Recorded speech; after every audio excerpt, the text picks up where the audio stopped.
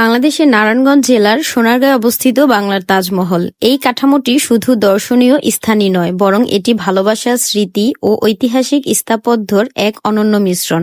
এখানে রয়েছে তাজমহল, পিরামিড, ক্ষুদিরামের ফাঁসির মঞ্চ, এছাড়াও বিভিন্ন দর্শনীয় স্থান। তাজমহলে আপনি কিভাবে আসবেন, কত টাকা খরচ হবে, এ টু জেড সবকিছুই শেয়ার করব। আসসালামু আলাইকুম ভিউয়ার্স, আজকে আমরা চলে যাচ্ছি নারায়ণগঞ্জের সোনারগাঁয়ে, আর সেখানেই অবস্থিত বাংলার তাজমহল। সোনারগাঁয়ের দিকে আমরা যখন চলে আসি তখন লোকজনদেরকে জিজ্ঞেস করে করে তাজমহলের নিকটে চলে আসি। তারপরে সেখানে গাড়ি পার্কিং এর জন্য কিছুক্ষণ ওয়েট করি।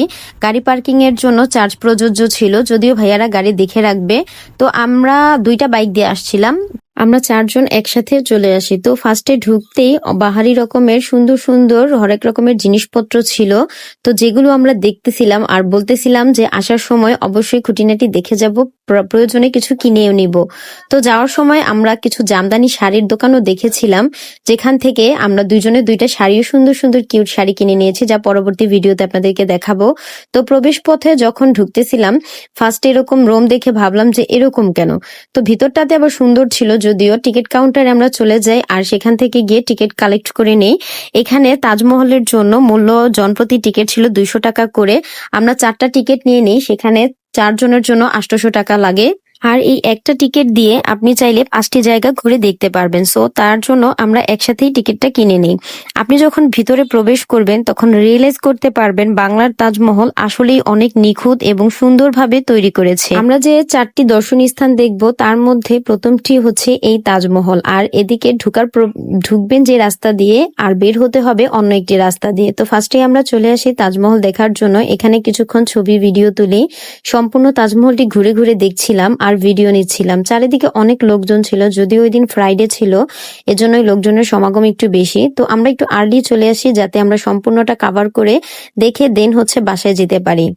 বাংলার তাজমহল নির্মাণ চলচ্চিত্র আহসানুল্লাহ মনি এটি তৈরি করেছেন।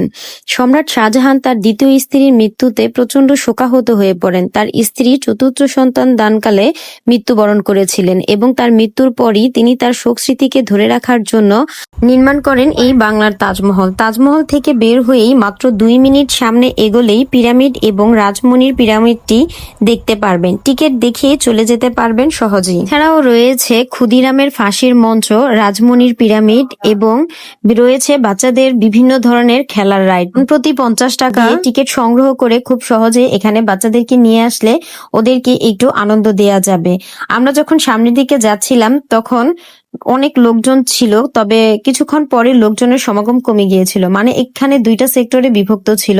তাজমহল দেখার পর আপনি যখন অন্য একটি প্রান্তে চলে যাবেন তখন দেখবেন যে লোকজনও কিছু বের হচ্ছে এবং কিছু এখানে এন্ট্রি নিচ্ছে।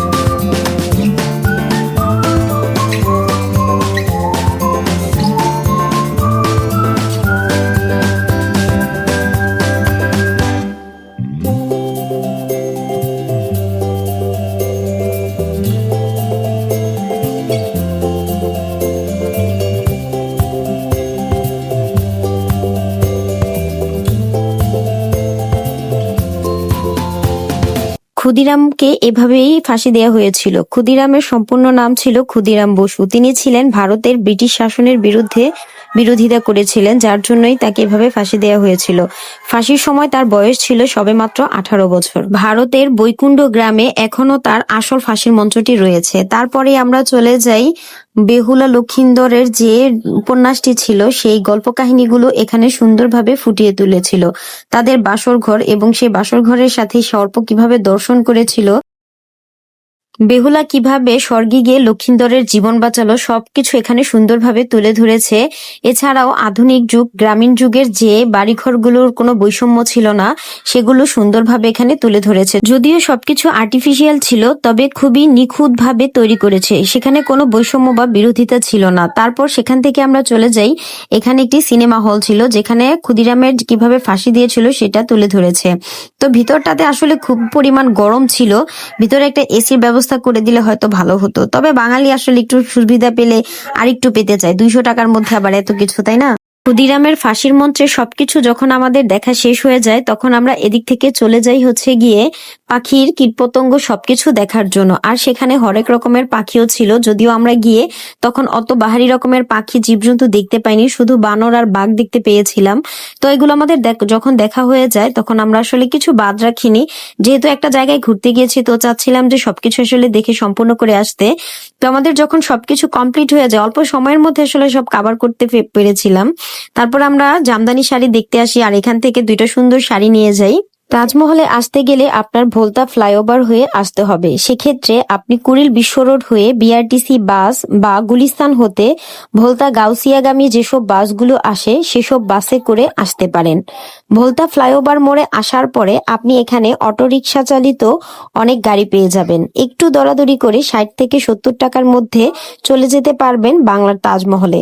অনেক দিনের ইচ্ছে ছিল তাজমহলে যাব করেও ওইরকম ভাবে সময় সুযোগ হয়ে আসছিল না। তো আলহামদুলিল্লাহ তাজমহল দেখা কমপ্লিট করে আসলাম।